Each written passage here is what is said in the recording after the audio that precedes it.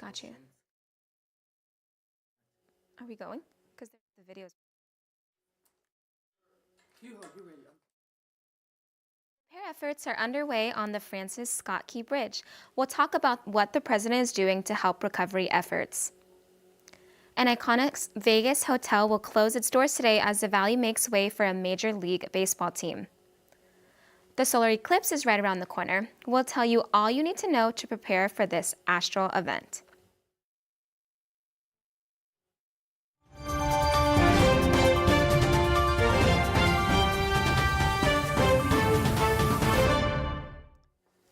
Thank you for joining us on Studio G. My name is Olivia Santos. On Sunday, President Joe Biden sent out a message in support and solidarity for the Trans Visibility Day, which happened to also fall on Easter. Biden has received some backlash on making this message on Easter Sunday. Here's what Karine Jean-Pierre, White House press had secretary to say. Really so surprised by the misinformation that's been out there around this, and I want to be very clear.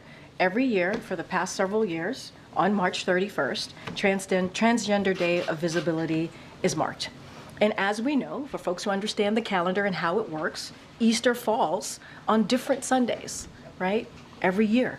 And this year it happened to coincide with Transgender Visibility Day. And so that is the simple fact. That is what has happened. That is where we are. And I do want to say a couple of things because I think it's important here. As you just stated in your questions, what we've been hearing out there, a lot of misinformation done on purpose. And as a Christian who celebrates Easter with family, President Biden stands for bringing people together and upholding the dignity and freedoms of every American. Now, sadly, and it's not surprising, right? It is actually unsurprising that politicians are seeking to divide and weaken our country with cruel, hateful, and dishonest rhetoric. It is dishonest what we have heard the past 24 hours. It is untrue what we heard over the weekend. President Biden himself is Catholic, and he considers his faith a huge part of his character. He has not made any further comments on the matter.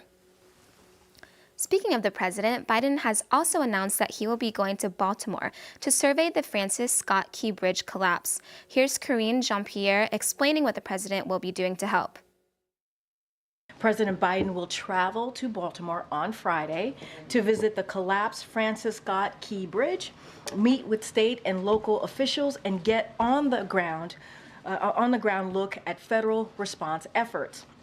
The president is continuing to lead a whole-of-government approach to the collapse. President Biden and his team are working with Governor Moore, the congressional delegation, Mayor Scott, and numerous state and local officials to reopen the port, rebuild the bridge, and support the people of Baltimore. Efforts are underway with cutting and removing pieces of the fallen bridge off the ship. We will keep you updated as this develops. Now, let's turn it over to Medina for weather. Thank you, Olivia. You know, actually, I was up at Lee Canyon this weekend, and it is still winter season. So if you guys haven't went up there to ski as of yet, you can check it out. But as of right now, we are looking at a current temperature of 67 degrees. It is sunny, a bit windy. I am in a dress, but you know what? I don't think that was a good idea today. And then for the campus, we are looking at a current temperature of 75 degrees. So for students that have a long distance from class to class, this is actually pretty nice. It's enjoyable. And then sunset time is at 7:04. So the people celebrating Ramadan, this is when you can break your fast. And then the evening planner for today. At 3 p.m., we're looking at 74 degrees. At 6 p.m., still 74. 9 p.m. it is going to get a bit colder, and then 12 a.m. you guys should definitely stay home because it's too cold, at least for me.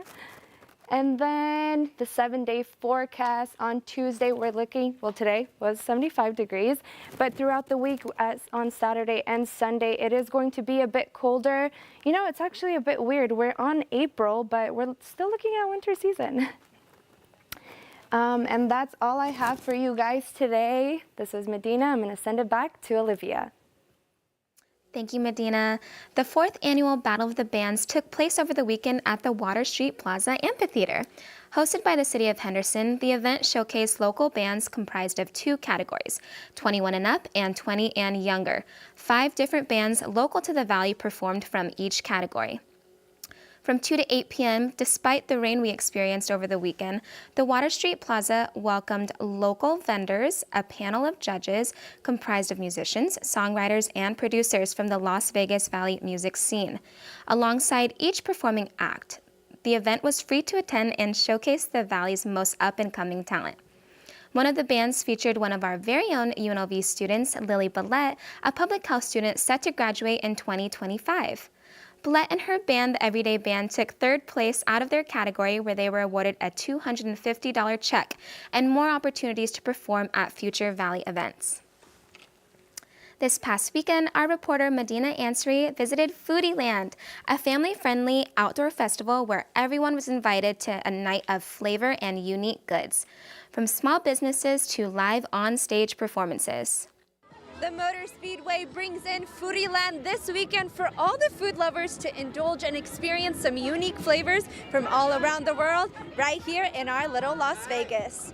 We're joined here with Friday from Taste of Low Paradise. Tell us, how do you feel today? I feel awesome. I'm so happy that it's not raining. It's cold, but I love it here. It's awesome. Tell us about the crowd. Are they good? Is it a lot of them? They're great. They are. They're supporting. They're eating our food. They're loving our food. I love it.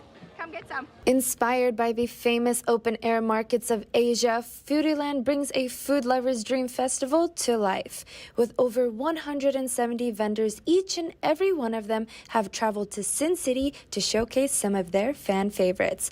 But there was a slight problem. So the weather was not in our favor, but we're still happy to be here. Despite the weather, visitors were still able to enjoy their experience. Foodieland is now on their way to Houston, Texas, and if you miss them, no worries, they'll make their way back to Sin City next year. This is Medina Ansari reporting. Thank you, Medina. Oof, I'm ready for lunch now. Everything looks so good. Today, the Tropicana will close its doors in anticipation for the MLB's $1.5 billion Major League Stadium. The hotel and casino has been open for over 67 years, making it the 3rd oldest casino in the Strip's history. This historic hotel, famous for its mob connection, is set to be demolished in October of this year, with its closing its doors to the public today. While this goodbye has been sad for many Vegas locals and fans of Old Vegas, the site of the Tropicana will welcome Las Vegas's new Major League Baseball stadium, with the first rendering of the stadium released to the public recently. The A's are anticipating to begin playing in Las Vegas by 2028, as long as everything goes according to schedule. While the stadium carries a hefty price tag, $380 million in public money has been allocated to assist with this stadium project. The total solar eclipse is less than a week away. Hospitals in the line of totality are getting ready for the eclipse. While they anticipate the day goes smoothly, preparations have been underway for months. In Rochester, New York, first responders are ready to take any calls with many extra hands on staff for the eclipse. Authorities are also prepping for any possibility of signal loss with cell phones. Fortunately, here in Las Vegas, the same preparations are not necessary because Vegas does not fall in the line of totality. But experts still say all eclipse viewers need eye protection. Consistent spots or floaters or flashes, those would all be reasons to seek an evaluation. But again, the most important thing is that this is 100% preventable by doing the right thing, which is getting a good pair of glasses and watching it through those.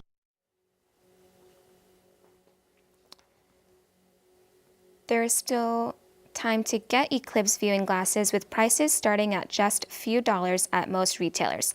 Experts also recommend protecting your phone with eclipse glasses to not damage the camera.